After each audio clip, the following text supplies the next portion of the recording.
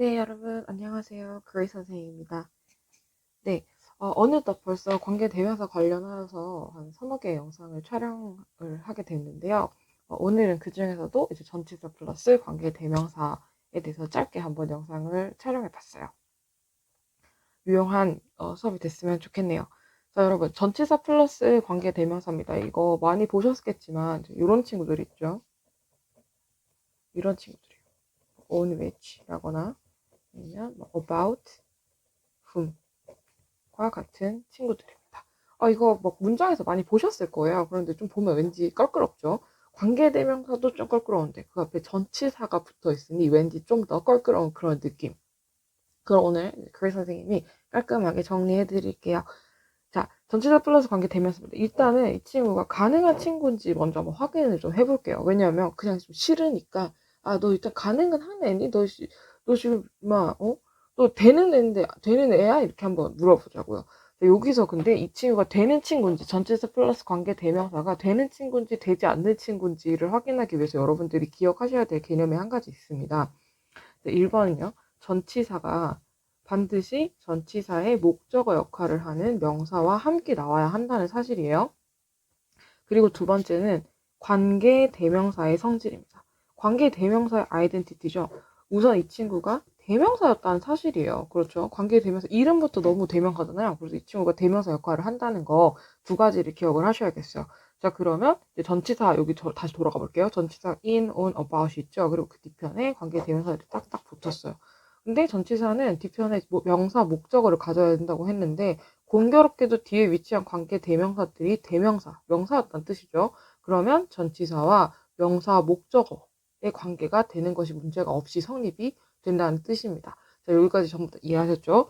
전치사는 목적어를 필요로 하는데 관계 대명사들이 명사였으므로 전치사의 목적어 역할을 하게 된다. 이렇게 기억을 하시면 되고. 그러면 이건 이제 문제가 없는 거였던 거예요. 그럼 우리가 이걸 마음을 열고 받아들이자고요.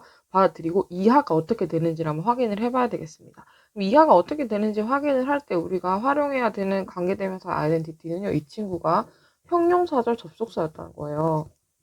여러분, 형용사절 접속사예요. 그러면 절이죠. 그런데 그 절이 형용사의 역할을 하는 거고요. 그 절을 지금 관계대명사들이 데리고 나온다는 거거든요. 자, 그럼 이하에 제가 형용사 절을 한번 만들어 볼게요. 근데 절이잖아요. 그러니까 뭐가 있어야 되죠? 그렇습니다. 주어와 동사가 있어야 돼요. 이거 혹시 모른다고 하시면 지금 바로 그냥 외우시면 돼요. 절이라는 것은 주어와 동사를 갖춘 것을 절이라고 말합니다. 그렇죠? 그러면 이제 절이 돼야 된다는 거예요. 그런데 이제 여기서 좀 주의하셔야 될 점이 관계대명사 뭐 위치나 흠 같은 것들은 본래 전치사가 없이 나오는 관계대명사들에서 명사 역할을 직접 합니다. 왜냐하면 자기가 관계대명사 명사이기 때문이죠. 그럼 그때 우리가 이 친구들을 주어나 목적어로 썼어요. 관계대명사를. 그러면 그 관계대명사 절에서 관계대명사를 제외하면 뭐가 없어지냐면 주어나 목적어 역할을 하던 친구들이 빠지는 거예요. 그래서 우리가 관계대명사 절을 완전하지 않은 절이 온다 이렇게 해석을 하죠. 그런데 지금 보시면은 관계대명사가 전치사의 목적어 역할을 하고 있어요. 절 안에서. 그러면 지금 관계대명사의 쓰임이 한번 사용이 된 거죠. 이 친구가 대명사여서 주어나 목적 역할을 할 수 있는데 전치사 플러스 관계대명사로 나오는 경우에는 무조건입니다. 무조건 전치사의 목적으로 나와 있는 케이스예요. 그러면 뒤에 이어질 절에서 아직 절이 안 나왔잖아요. 뒤에 절이 이제 이어져야 되는데 여기 이어지는 절에서 주어나 목적어가 빠질 수 있을까요? 이 빠질 수 없다는 거예요. 왜냐하면 전치사가 이 뒤에 있는 절에서 지금 주어나 목적 역할을 할 수가 없게 됐기 때문이죠. 전치사의 목적어 역할로 나왔으니까요. 그럼 뒤에 뭐부터 나온다? 주어부터 나와야 합니다. 그리고 동사가 나올 거고요. 동사가 자동사라면 여기서 뭐 보어가 붙거나 내지는 여기서 절이 마무리될 수 있어요. 그런데 동사가 타동사라면 뒤편에 목적어까지 완전하게 채우는 절, 완전한 절이 나와줘야 되는 게 전치사 플러스 관계 대명사의 특성이에요. 여기까지 이해가 되시죠? 자, 왜 여기가 완전한 절이 된다고요?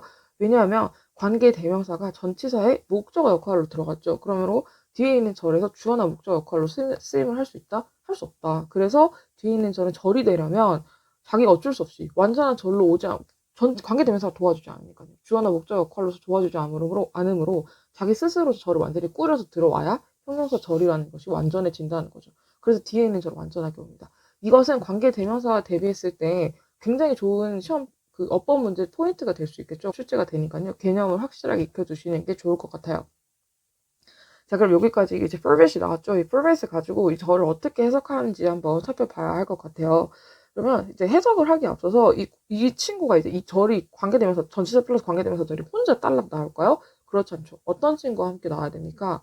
그렇습니다. 형용사를 접속사잖아요. 명사를 수식해야 되는 절이라는 뜻이죠. 그러면 반드시 누가 함께 온다? 그렇죠. 수식을 받을 명사와 함께 온다. 이 명사 데리고 나올 거예요. 아니죠. 명사가 자기를 수식할 어떤 다양한 어구들이 있죠. 투부정사도 있고, 뭐, ing도 있겠고, 과거분사도 있겠고, 관계대명사들도 있고, 다양한 절들 중에서, 야, 너네가 나와서 나를 수식해 하면서 전치사 플러스 관계대명사를 간택해서 데리고 나오는 겁니다. 여러분들은 이제 뭘 보시냐면, 관계대명사 나올 때 명사 이하의 후일치 때 보셔야 된다. 명사 이하의 후일치 때에 동물적으로 캐치하는 능력이 있어야 된다. 제가 그런 거 강조했었는데, 여러분들이 이제는 전치사 플러스 관계대명사 보셨을 때 쫄지 마시고, 아, 그냥 이거 명사 수식하는 거야. 이렇게 생각하시면 돼요. 명사 수식 어떻게 하냐? 전 여기서 한 3가지 정도로 여러분들한테 좀 제시를 해드릴게요. 위치 어떻게 해석할 건지. 자, 우선 첫 번째로는,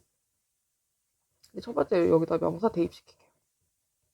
자, 관계대명사 여러분 명사였습니다. 그죠? 대명사였어요. 관계대명사. 그럼 앞에 있는 명사를 다시 한번 받을 수 있는 친구죠. 앞에 있는 명사 그대로 다시 한번 받을게요. 그럼 명사인데 그 명사 안에서 주어가 동사한다. 동사한다 이렇게 하시면 된다 안 된다? 이거 안 된다. 왜냐하면 이 절 무슨 절이다. 이거 절 형용사 절이에요. 그러면 명사를 수식해야 되죠. 동사 한다 하시면 안 됩니다. 너무 이거 아마추어 아니잖아요, 여러분. 동사 하는 하고서 명사 수식해 주셔야 돼요. 명사인데 그 명사 안에서 주어가 동사는 이렇게 그 전치사와 명사 해석 그대로 살려서 형용사절로서 수식해 주시는 방법이 있습니다. 두 번째는 여기다가 그것을 넣을게요. 여러분 관계대명사잖아요. 뭐 대시든 뭐 whom이든 이런 것들 관계대명사인데 그런데 관계대명 한글에서 대명사가 이제 그것 이거 있죠. 그것이 있죠. 그래서 그냥 그것을 넣어볼게요. 그럼 여러분들 뭐 두뇌가 굉장히 자연스럽게 앞에 있는 명사를 대신 받아서 해석을 매끄럽게 해줄 거예요. 명사인데 그것 위에서 주어가 동사 하는 하시면 됩니다. 이 절 어쨌거나 자기가 아무리 날고 겨봤자 아무리 막 전치사 데리고 나와가지고 응? 우리를 혼란스럽게 해봤자 어차피 후배칠 때 얘네들 무슨 절이다? 얘네들 형용사절이에요. 형용사절이죠. 그러니까 뒤에 있는 절은 곧 죽었다 깨어나도 앞에 있는 명사를 수식해야 됩니다. 주어가 동사 하는 하고 붙이셔야 되고요. 우린 지금 위치 대신에 위치에다가 그것이라고 그냥 대명사 해석을 한번 넣어봤어요. 명사인데 그것 위에서 주어가 동사 하는 하고 붙이시면 돼요. 자, 그리고 세 번째는 그냥 싹 무시하시는 거예요.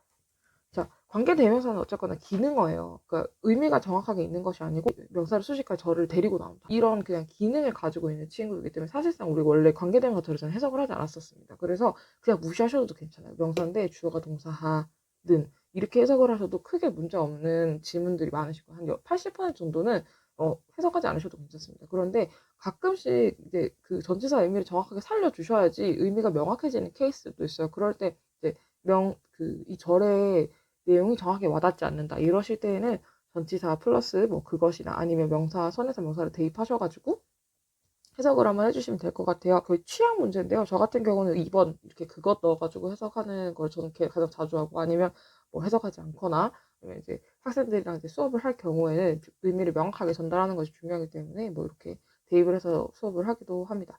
여러분들이 이제 빠르게 해석을 해서 나가셔야 되는 경우에는 여러분들의 취향에 따라서 구사하실 수 있으시도록 예문 가지고 정확하게 해석하시는 연습 그리고 개념 정확하게 가지고 가시는 게 중요할 것 같아요. 네, 이렇게 정리를 하면 될 것 같고요. 자, 여러분 중요하게 기억하셔야 되는 포인트는 전치사 플러스 관계 대명사는 완전한 절 데리고 나온다는 거였어요. 왜냐하면 관계사들이 전치사의 목적어로서 활용되기 때문에 뒤에 있는 절에서 주어나 목적 역할을 할 수가 없고 그러므로 뒤에 있는 절은 혼자서 완전한 절을 꾸려서 와야 한다는 거. 그래서 관계대명사와 그 대조점이 있다. 뒤에가 이제 절의 형태가 완전한 절이 와야 한다. 이런 거 기억을 이해를 기반으로 기억을 하시면 될 것 같고요. 두 번째로는 이 친구가 뭐 아무리 어떤 특이한 형태라 하더라도 그래도 어쨌거나 뭐 이 친구 관계대명사죠. 형용사 절 접속사이고 뒤에 따라 나온 절은 형용사 절이므로 명사 수식하는 형태 돼야 한다. 쫄지 마시고 주어가 동사 하는 하고 우리 원래 아는 대로 관계사절 해석하던 대로 그렇게 해석하시면 됩니다. 네, 이렇게 전치사 플러스 관계대명사 수업을 한번 정리해 봤는데요.